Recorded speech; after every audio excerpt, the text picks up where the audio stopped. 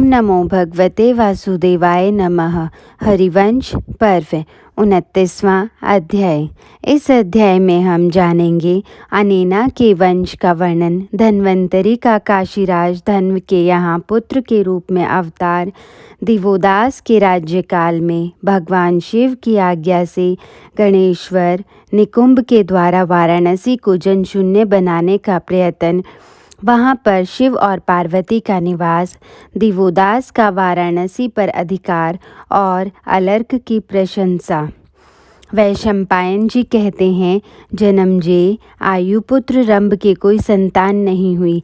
अब मैं अनेना के वंश का वर्णन करूँगा। अनेना के पुत्र महायशस्वी राजा प्रतिशत्रु हुए। प्रतिशत्र के पुत्र श्रृंजय नाम से विख्यात हुए। श्रृंजय के पुत्र जय और जय के पुत्र विजय हुए। विजय के पुत्र कृति, कृति के ऋषभ और ऋषभ के पुत्र प्रतापी राजा सहदेव हुए। सहदेव का धर्मात्मा पुत्र नदीन नाम से विख्यात हुआ। नदीन का पुत्र जैतसेन और जैतसेन का संकृति था। संकृति के पुत्र महायशस्वी धर्मात्मा शत्रुधर्मा हुए। यहाँ तक अनेना के पुत्रों का वर्णन हुआ। अब मुझसे शत्रुव्रत की संतति का वर्णन सुनो। शत्रुव्रत के पुत्र महायशस्वी सुनहोत्र हुए। सुनहोत्र के परम धार्मिक 3 पुत्र थे, काश, शल और प्रभावशाली गृत्समद। गृत्समद के पुत्र शुनक हुए, जिससे शौनक वंश का विस्तार हुआ। शौनक वंश में ब्राह्मण, क्षत्रिय, वैश्य और शूद्र सभी वर्णों के लोग हुए। शल के पुत्र का नाम आर्षितशेन था। उनके पुत्र काशक हुए। राजन, काश के वंशज काशी कहलाए। इनमें दीर्घतपा सबसे प्रथम पुत्र थे। दीर्घतपा के धनव और धनव से विद्वान धन्वंतरि का प्रादुर्भाव हुआ। अपनी महान तपस्या पूरी करके अंत में धन्वंतरि देव ने बुद्धिमान एवं वृद्ध राजा धनव के यहाँ इस मनुष्य रूप में पुनः जन्म ग्रहण किया। जन्मजेय ने पूछा, ब्राह्मण धन्वंतरि देव इस मनुष्य लोक में किस प्रकार उत्पन्न हुए, यह मैं जानना चाहता हूँ। अतः यह प्रसंग मुझे ठीक ठीक बताइए। वैशंपायन जी कहते हैं, भरत श्रेष्ठ, धन्वंतरि के जन्म का यह प्रसंग सुनो। वे पूर्व काल में अमृत मंथन के समय समुद्र से प्रकट हुए थे। पहले जब वे समुद्र से प्रकट हुए, उस समय भगवान विष्णु के नामों का जप और आरोग्य साधक कार्य का चिंतन करते हुए सब ओर से दिव्य कांति से प्रकाशित हो रहे थे। वे अपने सामने भगवान विष्णु को देखकर खड़े हो गए। भगवान विष्णु ने उनसे कहा, तुम आप अर्थात जल से प्रकट हुए हो, इसलिए अब्ज हो। उनके ऐसा कहने से वे अब्ज कहलाने लगे। उस समय अब्ज ने भगवान विष्णु से कहा, प्रभो, मैं आपका पुत्र हूँ। सुरेश्वर, मेरे लिए यज्ञ भाग की व्यवस्था कीजिए और लोक में मेरे लिए कोई स्थान दीजिए। उनके ऐसा कहने पर भगवान विष्णु ने उनकी ओर देखकर यह यथार्थ बात कही। पूर्व काल में यज्ञ संबंधी देवताओं ने यज्ञ का विभाग कर लिया है। महर्षियों ने हवनीय पदार्थों का देवताओं के लिए ही विनियोग किया है। इस बात को तुम अच्छी तरह समझ लो। बेटा, तुम्हें छोटे मोटे उपहोम कभी नहीं अर्पित किए जा सकते, क्योंकि वे तुम्हारे योग्य नहीं हैं। तुम देवताओं से पीछे उत्पन्न हुए हो, अतः तुम्हारे लिए वेद विरुद्ध यज्ञ भाग की कल्पना नहीं की जा सकती और वैदिक यज्ञ भाग पाने के तुम अधिकारी नहीं हो। दूसरे जन्म में तुम संसार में विख्यात होगे। वहाँ गर्भावस्था में ही तुम्हें अणिमा आदि सिद्धि प्राप्त हो जाएंगी। प्रभो, तुम उसी शरीर से देवत्व प्राप्त कर लोगे और ब्राह्मण लोग चरु मंत्र, व्रत एवं जपन्य मंत्रों द्वारा तुम्हारा यजन करेंगे। फिर तुम उस जन्म में आयुर्वेद को 8 भागों में विभक्त करके उसे 8 अंगों से युक्त बना दोगे। यह बात अवश्य होने वाली है। कमल योनि ब्रह्मा जी ने इसे पहले से ही देख लिया है। वैदक में आयुर्वेद के 8 अंग इस प्रकार बताए गए हैं: काय चिकित्सा, बाल चिकित्सा, गृह चिकित्सा, ऊर्ध्व अंग चिकित्सा, शल्य चिकित्सा, दंष्ट्रा चिकित्सा, जरा चिकित्सा और वृष चिकित्सा। ये 8 प्रकार की चिकित्साएं हैं। पूर्वोक्त काय, बाल आदि जो 8 अंग हैं उन पर ही चिकित्सा अवलंबित होती है। शारीरिक रोगों के निदान और उपचार को काय चिकित्सा कहते हैं। बालकों के रोगों का विचार और उन्हें दूर करने के उपाय आदि बाल चिकित्सा के अंतर्गत हैं। भूत प्रेत पिशाच आदि के आवेश से होने वाली पीड़ा को समझना और विभिन्न प्रकार के उपचारों द्वारा उसे दूर करना गृह चिकित्सा है। सिर, नेत्र आदि ऊपर के अंगों की बीमारी को दूर करने की चेष्टा एवं विधि ऊर्ध्व अंग चिकित्सा कहलाती है। अस्त्र शस्त्रों के आघात आदि से होने वाले घाव को चीर फाड़ कर ठीक करने की जो क्रिया है उसे शल्य चिकित्सा कहते हैं। संप्रदर्शन आदि, जंघम तथा अफीम आदि स्थावर विष को दूर करने का उपचार दंष्ट्रा चिकित्सा है। रसायन आदि के द्वारा बुढ़ापा को रोकना या उसे दूर करना जरा चिकित्सा है। वाजीकरण तंत्र को ही वृष चिकित्सा कहते हैं। दूसरा द्वापर आने पर तुम संसार में प्रकट होगे, इसमें संशय नहीं है। धन्वंतरी को यह वर देकर भगवान विष्णु फिर अंतर्ध्यान हो गए। जब दूसरा द्वापर आया तब सुनहोत्र के पुत्र काशीराज धन्व पुत्र की कामना से दीर्घकालीन तपस्या करने लगे। उन्होंने मन ही मन सोचा कि मैं उस देवता की शरण लूं जो मुझे पुत्र प्रदान करेगा। ऐसा विचार कर राजा ने पुत्र के लिए अब्ज देव की आराधना की। उस आराधना से संतुष्ट होकर भगवान अब्ज राजा धनव से बोले, उत्तम व्रत का पालन करने वाले नरेश, तुम जो वर प्राप्त करना चाहते हो उसे बताओ, वह मैं तुम्हें दूंगा। राजा बोले, भगवान, यदि आप मुझसे संतुष्ट हैं तो मेरे पुत्र हो जाएं और इसी रूप में आपकी ख्याति हो। तब तथास्तु कहकर भगवान धन्वंतरी वहीं अंतर्ध्यान हो गए। महाराज, तदंतर धन्वंतरी देव धनव के घर में अवतीर्ण हुए। काशीराज धन्वंतरी समस्त रोगों का नाश करने में समर्थ थे। उन्होंने मुनिवर भरद्वाज से आयुर्वेद तथा चिकित्सा कर्म का ज्ञान प्राप्त करके उसे 8 भागों में विभक्त किया और उन सब की विस्तृत विवेचना की। फिर बहुत से शिष्यों को उस अष्टांग युक्त आयुर्वेद की शिक्षा दी। धन्वंतरी के पुत्र केतुमान नाम से विख्यात हुए। केतुमान के वीर पुत्र का नाम भीमरथ था। भीमरथ के पुत्र धर्मात्मा राजा दिवोदास हुए, जो वाराणसी पुरी के स्वामी थे। नरेश्वर राजा दिवोदास के राज्यकाल में ही शापवश वाराणसी पुरी जनशून्य हो गई थी, जिसे पीछे भगवान रुद्र का अनुचर शेमक नामक राक्षस ने बसाया था।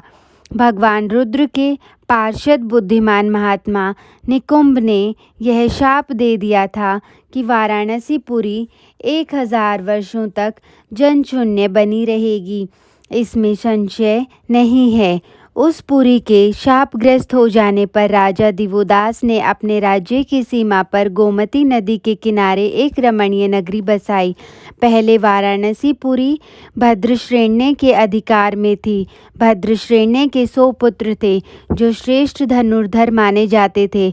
नरश्रेष्ठ दिवोदास ने उन सबको मारकर वहां अपना राज्य स्थापित किया। उन महाबली नरेश ने भद्रश्रेण्य के उस राज्य का बलपूर्वक अपहरण कर लिया। जन्मजय ने पूछा, मुने, वाराणसी तो सिद्ध क्षेत्र है और प्रभावशाली निकुंभ बड़े धर्मात्मा है। फिर उन्होंने उस पुरी को शाप किस लिए दिया? वैशंपायन जी ने कहा, राजन, महातेजस्वी नरेश्वर राजऋषि दिवोदास वाराणसी नगरी को पाकर वहाँ के राजा हो गए। वे उस समृद्धशालिनी नगरी में सदा ही निवास करते थे। इन्हीं दिनों भगवान शंकर विवाह करके देवी पार्वती का प्रिय करने की इच्छा से अपने श्वशुर के पास ही निवास करते थे। उस समय महादेव जी की आज्ञा से उनके सुयोग्य पार्षद, जो तपस्या के धनी थे, उनके पहले दिए हुए उपदेश के अनुसार पार्वती देवी को संतुष्ट करते रहते थे। इससे महादेवी पार्वती तो प्रसन्न रहती थी, परंतु उनकी माता मेना को संतोष नहीं होता था। वे महादेवी पार्वती तथा भगवान शंकर की बारंबार निंदा ही करती थी। उन्होंने एक दिन कहा, उमे, तेरे पति महादेव और उनके पार्षद सभी अनाचारी हैं, साथ ही वे भोलेनाथ सदा के दरिद्र हैं। शील तो उनमें नाम मात्र का भी नहीं है। वरदायिनी उमा माता के ऐसा कहने पर स्त्री स्वभाववश कुपित हो उठी और किंचित मुस्कुराकर महादेव जी के पास आई। उस समय उनका मुख मलिन हो रहा था। निकट आकर देवी ने महादेव जी से कहा, देव, अब मैं यहाँ नहीं रहूँगी, आप मुझे अपने घर ले चलें। कुरुनंदन, पार्वती जी के कथन अनुसार कार्य करने के लिए महादेव जी ने संपूर्ण लोकों पर दृष्टिपात किया। उन महातेजस्वी महेश्वर ने पृथ्वी पर अपने रहने के लिए सिद्ध क्षेत्र वाराणसी पुरी को पसंद किया, परंतु उस नगरी में राजा दिवोदास निवास करते हैं।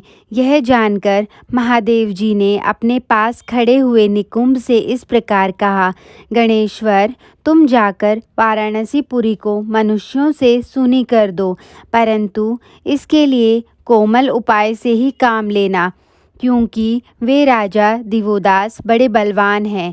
तब निकुंभ ने वाराणसी पुरी में जाकर कंडुक नाई को स्वप्न में दर्शन दिया और कहा, अनघ, तू नगर की सीमा पर मेरी प्रतिमा बनाकर मेरे लिए निवास स्थान की व्यवस्था कर। ऐसा करने से मैं तेरा कल्याण करूँगा। नरेश्वर, तब उस नाई ने स्वप्न में जैसा कहा गया था उसके अनुसार सब कुछ किया और कराया। राजा को सूचना देकर उसने नगर के द्वार पर विधि पूर्वक निकुंभ प्रतिमा की स्थापना की। फिर वह प्रतिदिन बड़े समारोह के साथ उस प्रतिमा की पूजा करने लगा। गंध, पुष्प, माला, धूप, प्रोक्षणीय जल तथा अन्नपान आदि अर्पण करके वह नाई निकुंभ की पूजा करता था। यह वहाँ अत्यंत अद्भुत सी बात हुई। इस प्रकार वहाँ नित्य ही निकुंभ नामक गणेश की पूजा होती और वे नागरिकों को सहस्त्रों वर प्रदान करते थे। पुत्र, सुवर्ण, आयु तथा संपूर्ण मनोवांछित वस्तुएं सबको देते थे। राजा दिवोदास की श्रेष्ठ महारानी सुयशा नाम से विख्यात थी। राजा की आज्ञा लेकर वे साध्वी महारानी पुत्र की कामना से वहां आई। वहां जाकर बड़े विस्तार के साथ पूजा करके देवी सुयशा ने निकुंभ से पुत्र के लिए याचना की।